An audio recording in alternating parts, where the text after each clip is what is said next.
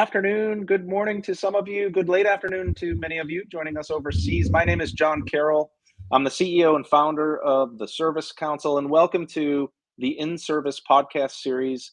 Today's discussion is one that I think is really critical, and it's top considerations when operationalizing AI. So AI has taken the world by storm. We've done an extensive amount of research, a handbook around taking pilot to scale.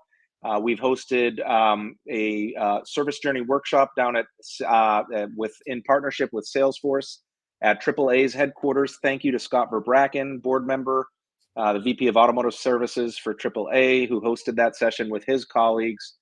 And we're deepening the conversation today with my colleague, my friend, and board member of the Service Council, Sarah Rose. Sarah is the Vice President of Global Services of Daktronics. Sarah, a huge welcome to you to today's session. Thank you so much. Looking forward to our conversation today. Outstanding. So just some rules of thumb here in terms of the format for today's session.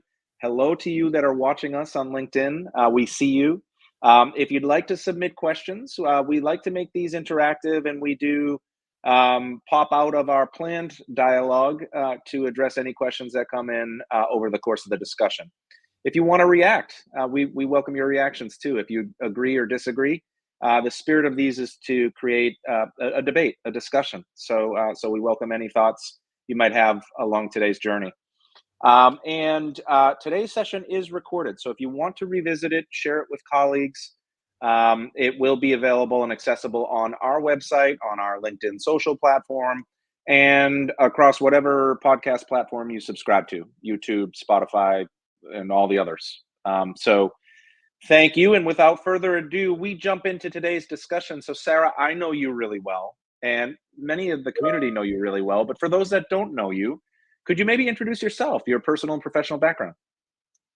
Absolutely. So my name is Sarah Rose, and I work for a company called Daktronics, which maybe you haven't heard about, but you've probably seen us all over the world.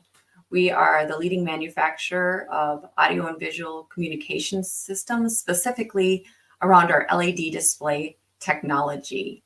And I am responsible for making sure that from the point that those systems ship out of our factories, that they're up and working properly for our customers, and then work over their design life, which is about 10 years. So we have longstanding customers who utilize our products in so many different applications. And as we get into more, I can share a little bit more about that.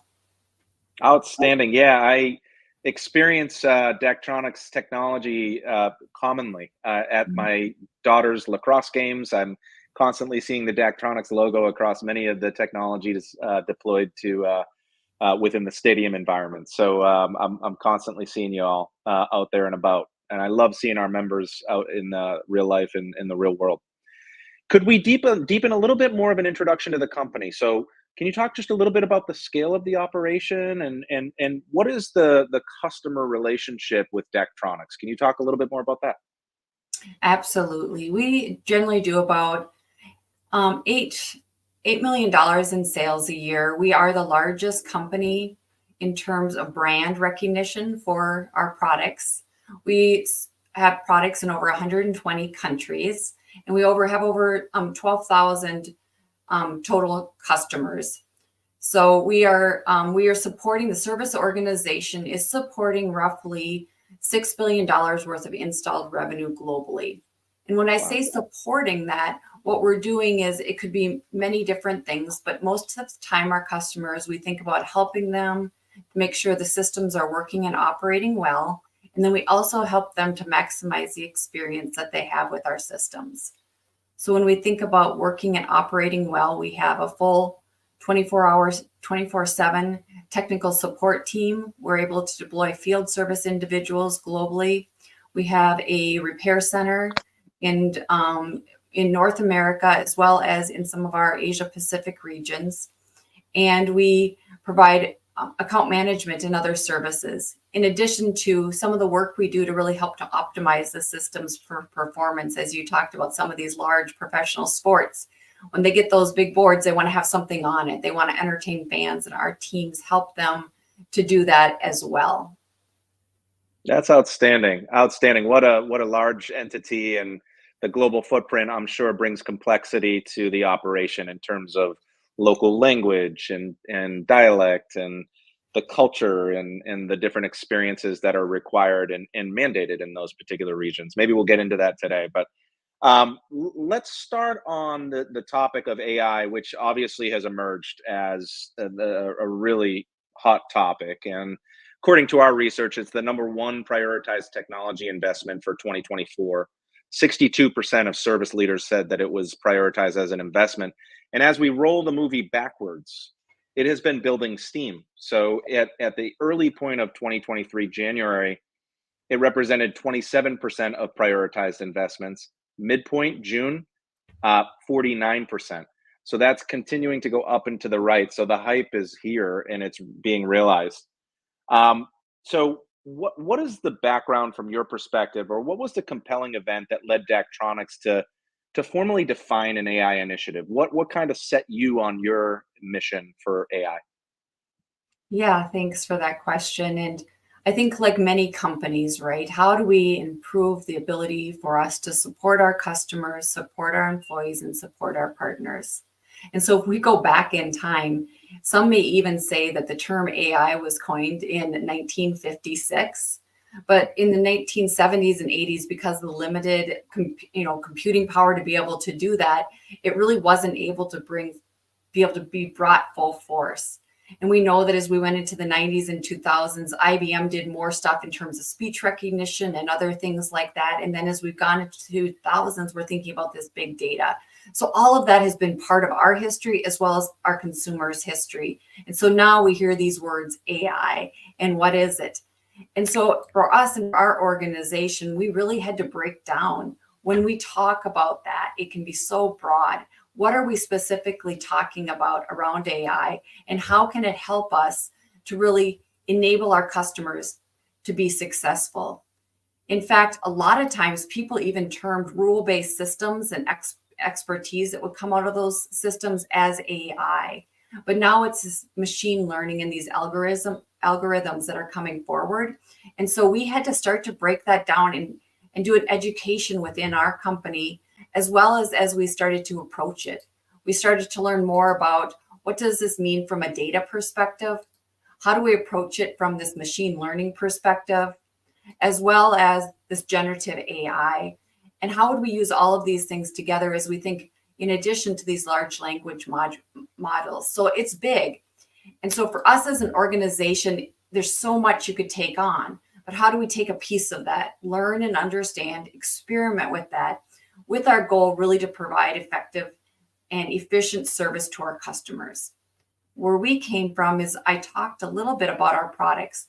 We have products that customers have had for 10, even 15 years in some of our markets. And so can you imagine bringing a new technician who's graduated from college and you're supporting something that was built 15 years ago, right? It's a real shift in how we do that. And so because of the longevity of our products and because of the time that they're in the field, you can imagine each year we're innovating. We have so much knowledge in all of this. And we started in probably 15 years ago, we really worked around what many people would recognize as being this knowledge-based practice. So this idea that how do we start to capture knowledge? How do we start to make that available to people and share that knowledge? So having that background as an organization where we really practice this KCS mentality, thinking about AI and how it could help us provide knowledge wasn't such a stretch because we'd already been documenting it. We'd already been sharing it. So our purpose really in all of this was to make it easier for our employees to help our customers, and then to make it easier for our customers to get the help that they want in the right way and then through the right channel. Outstanding. Outstanding. And these aren't, just widgets. These are complex products with electronics and a lot of digital technologies embedded, and it's an engineering level role that these field technicians and these service agents are serving, right? So I can imagine that the education and knowledge requirements are quite great in that environment. One of the things that I love about your commentary is this concept of like a backdrop of a data strategy, right? That AI is built on the platform of a data strategy that we've been doing and analyzing, collecting, assimilating, contextualizing data for a long time. And AI is just part of that journey as we move forward. And I think that's a really incredible sort of point to pull out of your commentary in terms of what's noteworthy to think about the longer term strategy, that this is part of a backdrop of a broader data strategy. And we've done some webinars and have some research on that concept that is available at our website. Mhm. I wanted Mhm. to talk about something that we're seeing as in terms of a shift here. So they in terms of mindset, service leaders are shifting a little bit towards a growth mindset. And we've tracked an evolution of the service leaders mindset from business continuity when we were exiting the pandemic to this growth mindset and revenue driven growth. And that's been the priority for this coming year as well. So a mindset around growth, revenue, and a customer innovation orientation. Can you share with us how your mindset has kind of shifted over time? How has that work within the walls of Daktronics? What has your mindset shifting been over the course of time? I'll start there. I might have a follow up behind that.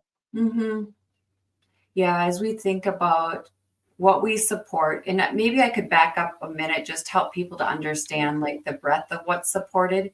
So we Sure. we recognize with AI and with all the different things that we're doing, the customer is central to why we're here.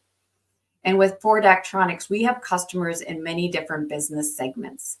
We have customers, as we described, who are in our live events business segment, which do large video beat screens. And we've probably all been to a sporting event and seen something like that.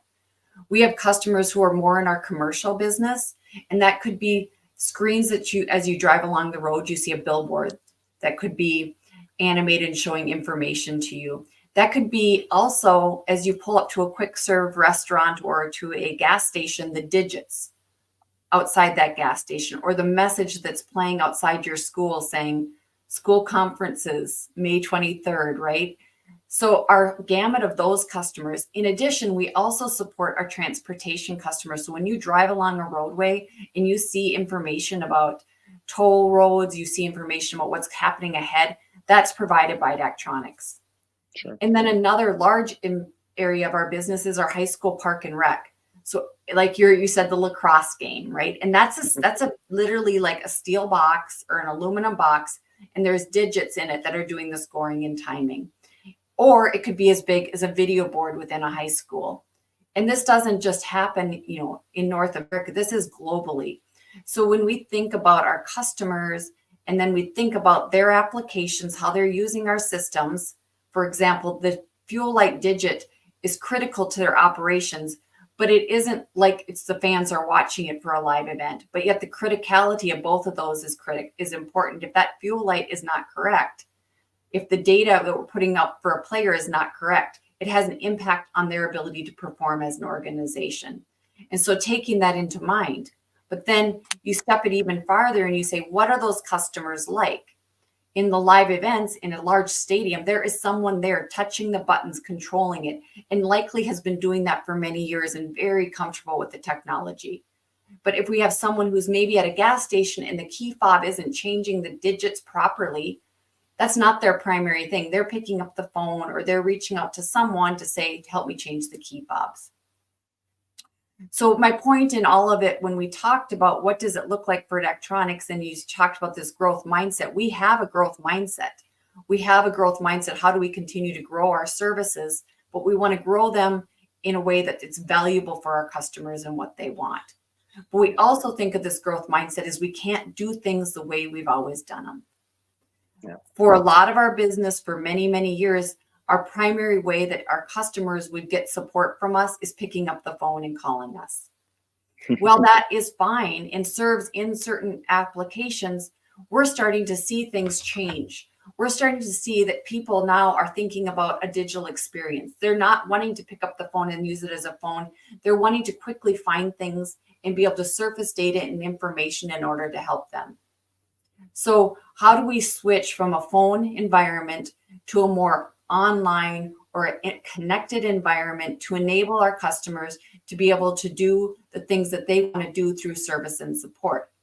We started this for many years. Early on, Daktronics was first in the business of having our displays talk to us and tell us their issues, and we do outcome-based services, which was solving before the issue happens. But in addition to that, we also utilize a lot of remote support, and we also utilize remote virtual assistant, where we can actually see what's happening on the customer site. So when we think about what our customers need and we think about this growth mindset, our growth mindset is saying, yeah, where can we grow our services business? But also, what can we do to reduce the effort it takes our teams to deliver service? Yeah, that's such a great point. And I think there's a couple things to call out. One, excuse me, I just got a frog in my throat. The concept of creating adaptive customer experience, the omni-channel experience where, there is a shift left mentality that's happening, right? Customers expect service quicker. Their channel preference is oftentimes remote self-serve first, then aided and agent aided or agent assisted, whether that be in a remote setting or a dispatch centric setting, second. And obviously, some of the complex assets, there's a requirement for field service centric dispatch orientation to resolve certain issues or to perform preventive maintenance engagements and visits. But the concept that I think is really important to call out is this notion that it's not a singular, plug in, plug out experience. It is a transformative experience across channel that needs to be enabled. And we've been tracking customer experience, in terms of how it's measured and the themes and all the good things. And it's gone from this, prescriptive, proactive customer experience methodology where you're controlling the customer experience. You're actually driving them towards the channel that you prefer as the service operation provider, to now this shift in mentality of customer empowerment, where it's adaptive in nature, where the customer is driven towards the channel they prefer, and then they can transform across channel as they please. And it's not rigid, it's not friction, it's a seamless experience for them. And we've all gone through those consumer experiences where you start somewhere and then you go somewhere else and you have to re-explain your story, and you're like, gosh, the effort here is too much on me. You guys should know me. You should, I've explained myself way too many times. So I love some of the things that you call out about this whole adaptive experience across channel, because I think that that's critical. And shameless plug, we have a panel at our Smarter Services Executive Symposium where we'll actually talk about that very topic. John Ward from Cigna will join us, and we're building out a really qualitative panel with some key executives we'll be announcing soon. So save the date, September 9th through the 11th. Join us in Chicago. The other thing that I think is noteworthy is, this concept of, recalling Hawthorne's effect, right? Measurement drives behavior. And, you start to move into, okay, this is our operating methodology, but this is then how we measure quantitatively or evaluate qualitatively the success of what we're doing, and creating outcomes for customers. And so I'm curious, what is your AI initiative in terms of how are you measuring the success of it? And does it represent a shift from the previous digital transformation efforts that you've been assessing previously? Are you looking at this one a little bit differently? How is that being framed within the organization? Yeah, thanks for that. I think there's two things to talk about there. One, to your previous Sure. comment about this support that our customers want throughout the journey. We often experience that, and we probably experienced it from Amazon or something like that, right? And so once we as a consumer experience that, we want that from everyone. And it is really a big challenge for our service executives today to really create that cohesive experience across many platforms, because the systems of the day, right, the systems of the years beyond don't provide some of that functionality that we need. And so to start with a little bit to your question there, it talks a little bit about, we recognize that that this seamless, when we talked about any other digital transformations we've done, we were on a previous service system that integrated to our ERP and integrated into many different things, but it was antiquated and wasn't developing at the rate that we needed to be able to develop at. And so we've been going through the same shift in transitioning to more of a modern platform, and a modern platform for our customer service systems that enables us to have growth not only in this year, but years to come. It's continuing to evolve with us. So that was this first idea of what does this digital transformation look like for us as an organization in terms of a more modern platform. And this is the second service system implementation I've done in my close to 25 years with the organization. So I went through that first one, which was really antiquated, to this better one. And now as our customers and as we have evolved as a society for how we expect service to be delivered, we are now evolving once again. And so with that system, that brought a lot of gains, but it really is going to enable this AI for us. And when we thought about what does it mean, what do we want to get out of this AI, one of the things was our faster onboarding time of our technical staff. We have 70%, which is very rare for us as an organization, are new. And really, what does that attributed to? That's attributed to this period of COVID, where we saw a lot of transition and movement within this service industry. And so that's a lot of new people. And that's a lot of new people who need to have access for knowledge, as I mentioned, not only for something that's shipping today, but shipped 10 years ago.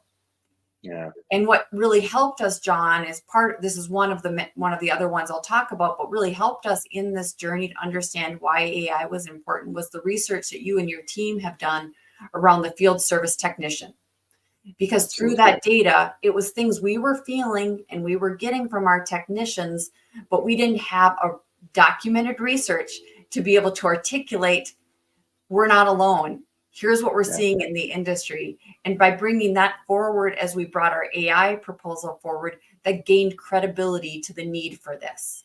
So faster onboarding was one of those. A faster resolution time for our customers on the phone. The illustration that I used as I proposed the AI was that we have a technician who's here sitting on the phone wanting to help that customer, and what they're doing, it's not manuals anymore, because we used to reach back and grab the manual. It's not manuals, it's these virtual manuals, and they're reaching throughout all of our knowledge and information. They're going to the knowledge base, they're going to a drawing, they're going to all of these different elements. Well, they're not grabbing it from the shelf and looking through it, they're still doing this virtual grab of knowledge and information. And so how do we enable faster resolution time? By intuitively telling them through an AI, here's the most likely observations you'll see, and these are the most likely resolutions you'll see. That will also lead to what we want is really this faster resolution time. We would like to be able to resolve faster, but we also want to resolve the first time. Yeah. So my goal is not to get customers off the phone. My goal is to solve their issue the first time and do it effectively, to take up less of their time, right? We often hear that there's these data, and you talked about data being measured, and data could be what's your handle time, which in services world mean how long were you on the phone, right? And what's your wrap time? And we try not to focus on those data points, but we focus on how do we get the information to our technicians sooner to give that customer a better experience. No one wants to sit on the phone with technical support for hours, right? We all want that same experience. And then as we move forward and this AI becomes available to us in different ways, specifically with the partner that we chose, it was this call deflection. How do we incorporate this into other platforms we have? We have a platform for our partners. We have a platform that we enable our customers in. We have an online open platform. How do we enable that AI and that ability to diagnose an issue through those various platforms? How do we enable faster searching, right? Right now we're relying on tagging. I don't know if anybody ever, if you guys can raise your hand if you had to go through the tagging effort, but tagging is a day of the, hopefully long gone, right? We don't need to tag anymore, but tagging was how we did it. And that's a lot of maintenance. And then the last item I'll talk about, which is so important and was a really big driver for us as an organization as we looked at what were you trying to address and what were our gains, was this feedback into engineering. So Daktronics is a US manufacturer. We design and we engineer our products. We manufacture them here. And our engineers want to know, what are we telling our customers? How are we solving things? We have a really robust data set on all the parts that have been returned and what happened there. But then what are we actually solving on the phone was in case notes and really hard to decipher. So now through AI and through our ability to capture the steps that people took, what it took to resolve, we can feed that back into product development more easily. And they can adjust and modify their designs in order to be a better service to our customers. That's outstanding. Yeah, some really great commentary there, Sarah. I love the concept of serving up to the engineer and the technician the most likely outcome, the most likely pathway to an outcome in terms of the scenarios they're encountering. And we've been talking a lot about guided workflows and using a prescriptive or a proactive approach within the four walls of your service organization, the virtual four walls, because the field techs are dispatched, of course. But in terms of upskilling and reskilling them in terms of process and procedure that might be more effective, so that their utilization goes up and that the customer experience is efficient and issue resolution is quick and all the good things that we talk about. You mentioned the Voice of the Field Service Engineer survey, and I just want to revisit some of the data from that survey for our listening audience. We go through an extensive, it's nearly 40 questions, and we're about to launch that this year. So stay tuned for that. If you'd like to get involved in it, please reach out to Gerardo Pelayo on my team. He's in the process of reframing the survey with opportunities to enhance the survey this year. So if you have some input in terms of the design, we welcome that. But we asked the question, what do you spend most of your day doing? What do you dislike? And paperwork and admin, leader in the clubhouse. That's number one, has been, and I think it will remain there for a while. And then we've got these kind of like competing things underneath it. We've got the time spent finding information, and then we've got becoming stuck in terms of complex issues, and then what do they do when they become stuck? They go and they phone a friend, right? So I love the concept of you talking about grabbing the manual off the shelf, and now we're doing it in a virtual setting, and now we're taking it even further to serve up potential scenarios for issue resolution, because it empowers the engineer to not have to stop, use an antiquated method to get unstuck, and then circle back to the customer. I think you're certainly aligned well with what our research is sort of framing out for our members. Let's go into another area and build the conversation, because we in terms of like increased focus, we asked service leaders in terms of their priorities. We just wrapped up the service leaders agenda, and we see allocation of resources is an important indicator for how an organization perceives the necessary bridge between relevant gaps and opportunities.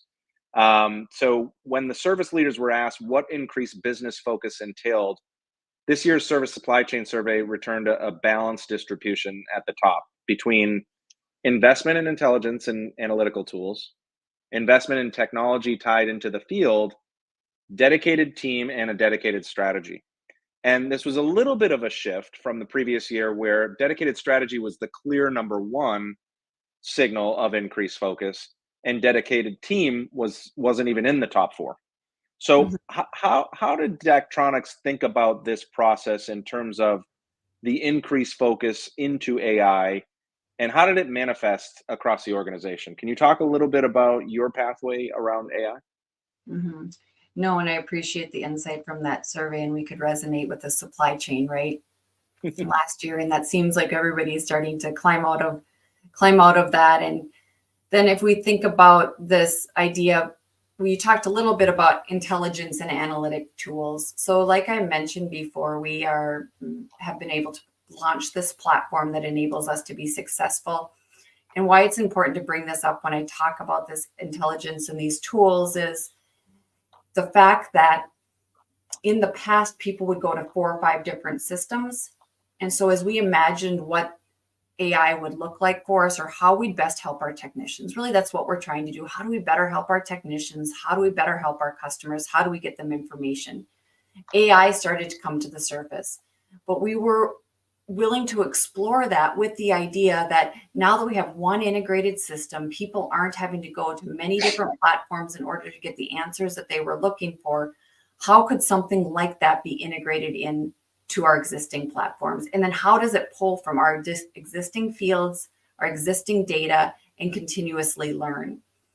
And like I mentioned, we also want to make sure that that's not only available to our employees, but on these other platforms that we have. So as we started to evaluate it, there's been a team within our organization, I would call it a task force, that consists of quite a few executives as well as other team members that really started to go deep into this idea of AI and what it means. We're getting hit not only from a service, but Microsoft is saying, hey, get Copilot, get this, like all around us, we're starting to hear this noise. So it wasn't just one thing within services, but it was across in many different areas. And as we examined a lot of that, we really needed to develop a core team and a centering presentation around what does AI look like for us as an organization? And then how do we do it in a way that's responsible? So AI, it needs to be responsible. We need to prevent any potential harms. We need to make sure it's very transparent, explainable, and we can justify it so that we're not getting hallucinations as we go through it.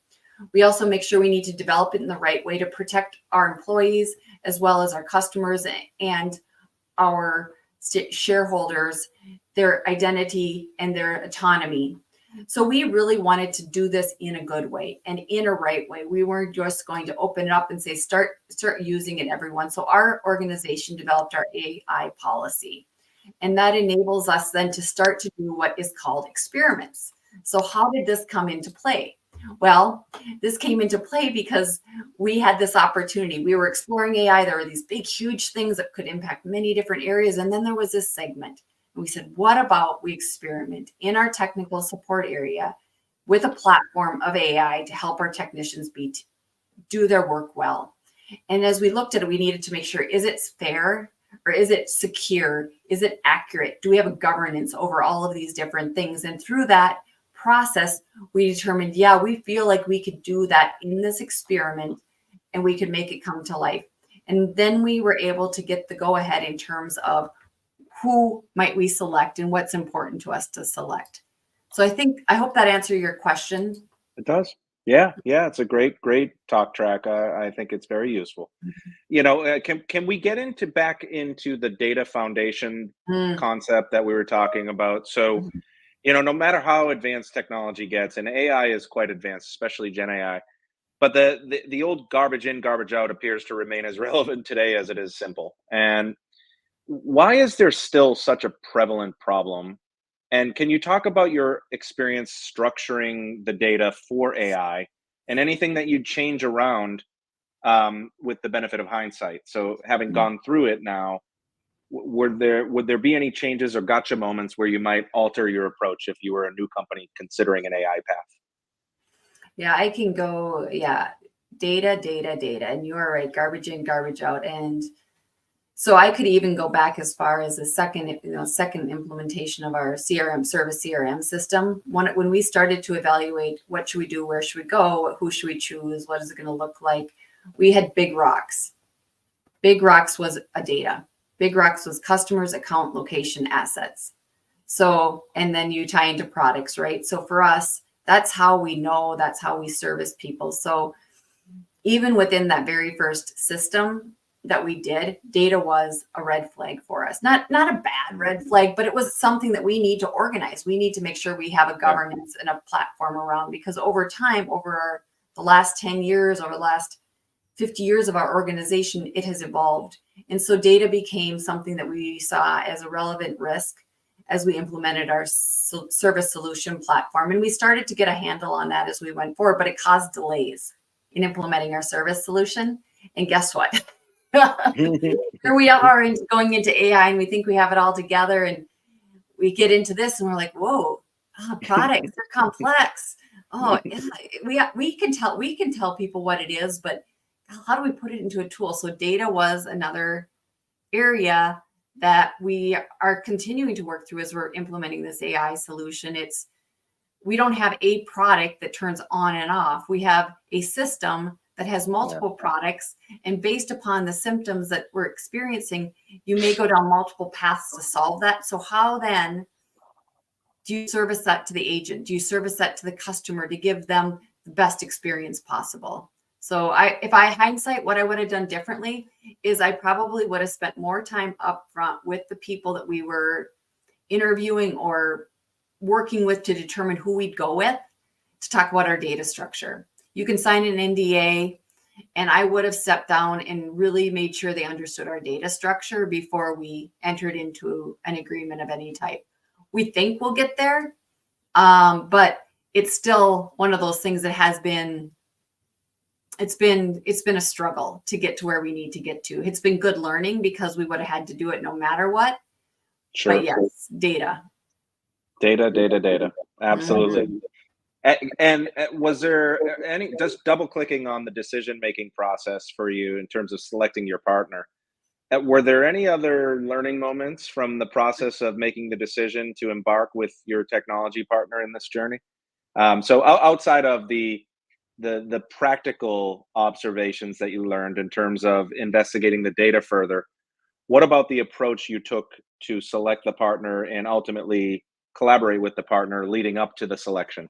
Anything that you would frame as a learning moment along that pathway? Yeah, I think there's a couple things. First of all, there are a lot of really great providers out there, and certainly the one that we chose doesn't mean that they're the best out there. It means that they were the best fit for us. So I'd encourage you to certainly, as you're going out there, learn more, spend time during that research phase and really get to know them and understand where they're at today, where they envision their product going in the future. And so that was some of the early learnings that we had done. And we, you brought up Salesforce also is implementing this AI to it within the system. And our service system platform is Salesforce as well. So there was learning around that in terms of what do we want to go with. We did choose to go with without not going along the Salesforce route. We went with a different provider. And when we went through that selection process, there was this idea, number one, it needs to be integrated easily into our systems, and it needs to be integrated easily into the systems that our customers are using from us. I'm not going to ask someone to go to another app. No one wants to do that when they're trying to help a customer on the phone. And so how do you integrate it in there? And if it's integrated in there, how well can we capture the data coming out of it and feed it to engineering? That's critical to us in our success, because not only are we helping our customers now, but if we can gain that insight from what our technicians are doing on the phone, that a lot of times if anybody's in the service organization, they'll type their notes up, but how well those notes get captured and they're reportable is difficult. So how do we feed that back into engineering? And then we wanted to partner with someone who was thinking about the future. I'm excited about the future. I'm looking to the future. I'm excited about this industry. I'm excited about where it can go. That was important to us too, to be forward thinking. Awesome.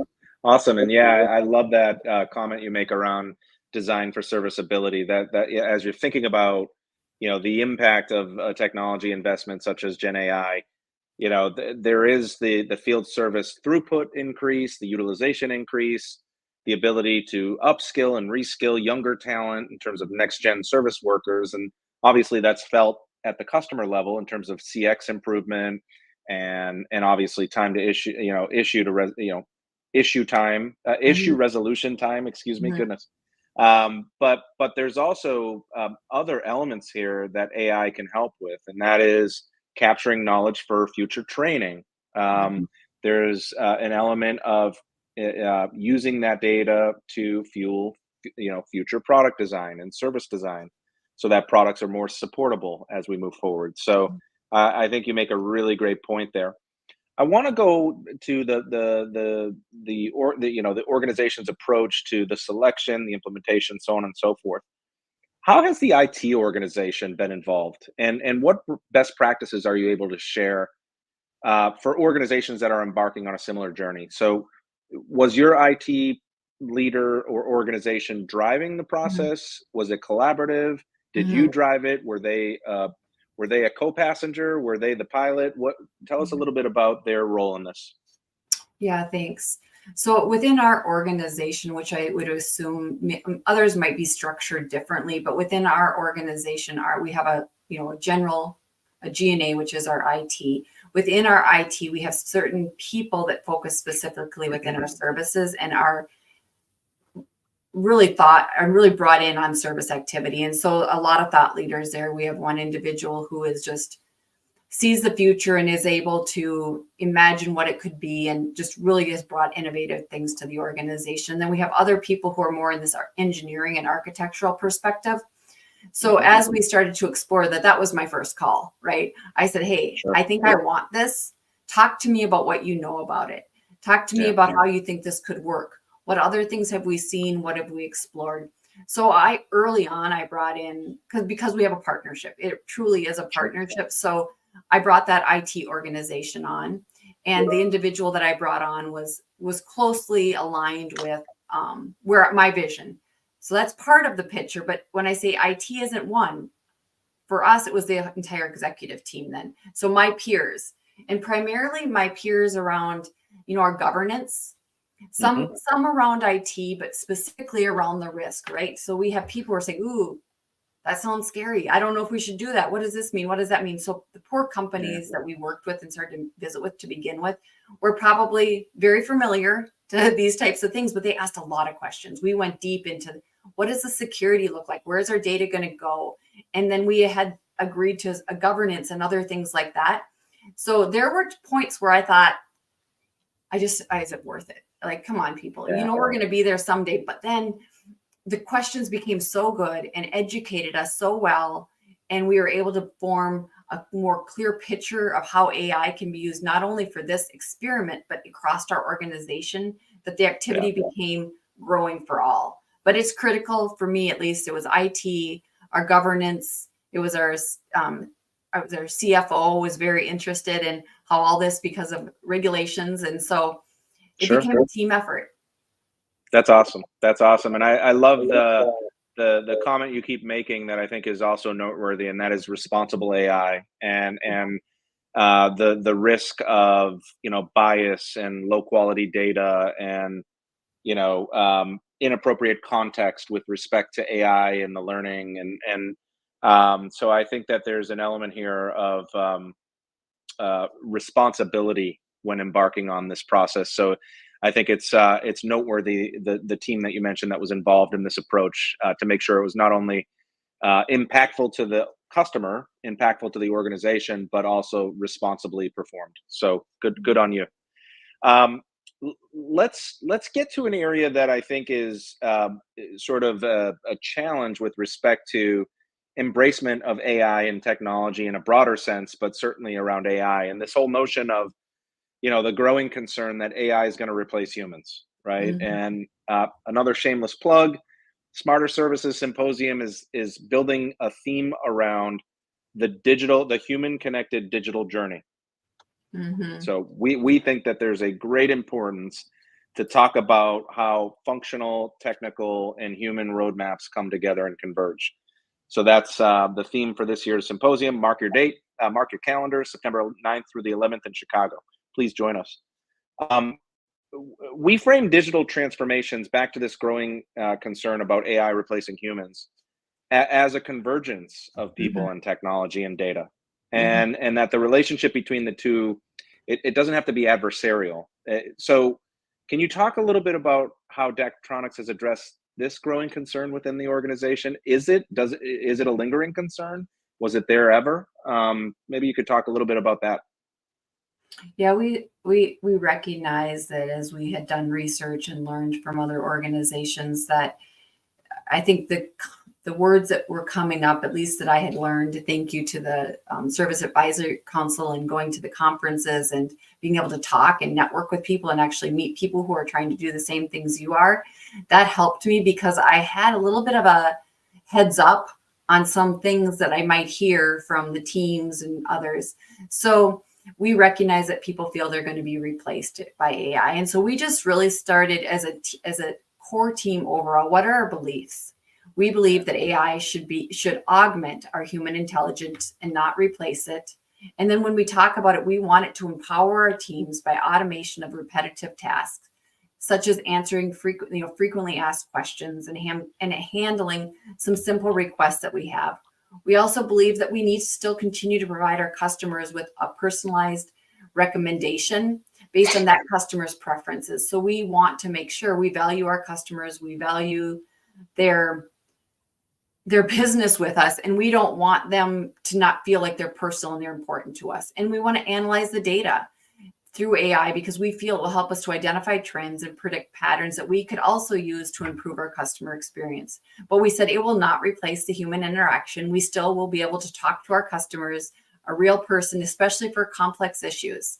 And we also enable our humans to make the decisions. We need this human oversight and human governance. And also, we will not share intellectual property or sensitive information with this outside our Daktronics network. So then did we get questions as people move forward? A little bit, but then when we went back as the team started to see it, they said, how many times do you want to tell someone it's an all sport console? If you've ever been to had a Daktronics sporting event, there's a little piece of thing you slide in and it changed what sport you're on. How many questions do you want to get? How do you change the all sport console? They're like, no, those aren't fun. That's not interesting. I'd rather do different things. And we really pride ourselves on a growth mindset at Daktronics, where when you come into the organization, we will teach you, we will continue for you to grow. And many of our technicians that have been on our technical help desk go into project management, engineering, and other parts of our organization. So with this growth mindset that we hire for, those individuals recognize, yeah, I don't want to keep doing this. This isn't what I want to do. And so that helped us on the journey. The biggest red flag that they had was, how is it going to surface to me to make sense? And can I rely on it? That's what it is now. It's less about, is it going to replace me? But how are you going to make it surface it to me so I can understand it? And then can I count on it? That's a real great point. We had a comment from our listening and participating audience. Gerardo Pelayo, my colleague, talked about the notion that this is a great example with the collaboration that you have with IT around asking the right questions so that the right answers emerge, right? So there's questions that paralyze, and then there's questions that innovate and advance. And I think the approach you just outlined there is certainly an example of innovating and advancing. So kudos to you and the team, and thank you for the commentary, Gerardo. Let's close out the discussion with a couple more questions about you and getting to know you a little bit more. So we've been so humbled and the beneficiary of you joining us as a board member, and you've really leaned in on the role. So I just want to thank you for all that you're doing for us in terms of being an example for our community to learn from, and joining us in Boston and being really spirited in the discussion we held at Verizon. And so we're just entirely grateful for having you as a board member. You help change the mix too. I love the diversity that we're bringing to the board, and you're helping us change that. So thank you for all that you do.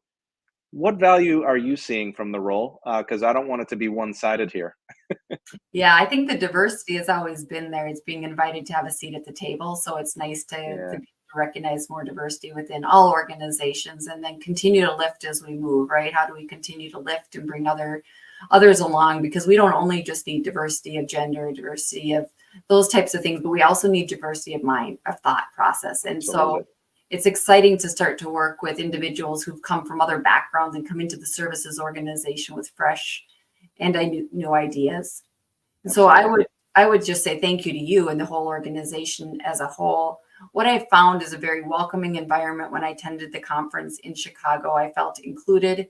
I felt that the sessions were interesting. I was able to sit by different people. And not only that, it wasn't being spoken to all the time. There were opportunities for us to sit around a round table and talk about things and learn how others were doing different things. And so when I've gone to conferences in the past, I feel like you're shuffled from one room to the next, and you're sitting in a large group, and you're looking at the back of people's heads, and maybe the person next to you is going to have a conversation with you, maybe not. But when I went there, I felt like it was a really inclusive environment. People around you were collaborating, talking, and then you created these spaces where we could come together and share what we're doing and what we're experiencing for the connections. And that was really important. And what I really liked, you did I don't know if you called it the technology showcase, if you call it that, but that was an opportunity for some of the people that helped to sponsor or part of the organization that bring us the great products that we all need to talk about their products and give a little, I think it was like what's that show? What did you call Shark Tank? Shark Tank. It was like a Shark Tank. But what I really liked about it was my eyes were open to what's happening out there in the industry and what they were doing. So I appreciated all of the effort. And I would encourage anyone who's really in a service role, in an executive role, and says, I'm having a hard time connecting with others. I want to know what's happening within the org and have authentic conversations. I want to have authentic conversations with partners who are there to provide products, but also with others who are using products and systems, have to do processes to help things go better. So kudos to you and all the good work you've done, because it's definitely valued and appreciated. Well, that's really outstanding and wonderful feedback and advocacy. So we greatly appreciate that. And I'm blushing a little bit. Thank you. That's really nice of you. And honestly, the team and the community, really the power of what we do, the platform is truly the people. I pinch myself the access that we get to innovative leaders like yourself, and how your experience becomes a resource for someone else. And so it's just we love what we do. So having a lot of fun doing what we do. Let's get to know you better before we leave our listening audience for today's segment.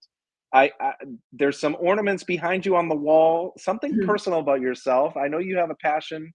You have many passions, but I don't want to steer you to talk about the wall. But I was impressed during our planning sessions when I learned that you do barrel racing. I think it is, right? Yeah. So. Yeah, nowadays I like to stay home more. So in my early career at Daktronics, I was gone pretty much, I don't know, we counted 60% of the time, 60, 70, 80% of the time. I was in the field with customers globally, and I loved every minute of it. I loved it. And when you get to travel around the globe and help a customer get systems set up, there's nothing that can train you better for my job. If you have never been in the field, never experienced what it feels like to be halfway around the world, and you just blew a power supply up and you don't know what to do. I mean, you learn empathy, you learn processes, you get to see firsthand. So that was just glorious as part of my job. So that ties into the second part. As I started to learn more within the organization, I took on different leadership roles. I have a family. I have two boys. One is a freshman in college and the other one is a junior, and I chase them around all over. Our junior is active in basketball, track, rodeo, and football. He's his favorite. So we are running to track right now, and we'll start rodeo, which ties into the pictures behind me. We are a rodeo family. Yeah. So we are in South Dakota. And if you know South Dakota at all, you'll know it's wide open spaces and just beautiful area. And we are fortunate enough to live on an acreage where we are able to have a number of horses and just enjoy that. So yeah, in my spare time, I'm an author, I'm a writer, and I am a barrel racer, which I love. That is so great, Sarah. Well, listen, she is Sarah Rose. She's the VP of Global Services of Daktronics. She's a board member. She has done so much for our organization, and today's session was really insightful. Sarah, thank you so much for joining us. This is a great resource for our members. Thank you very much. Yes, absolutely. Well, thank you for all you're doing. It definitely is so appreciated. Awesome. So today's session is available for download and consumption from our website or whatever podcast channel you subscribe to. We hope you have a great day, and we'll see you on the next segment. Cheers.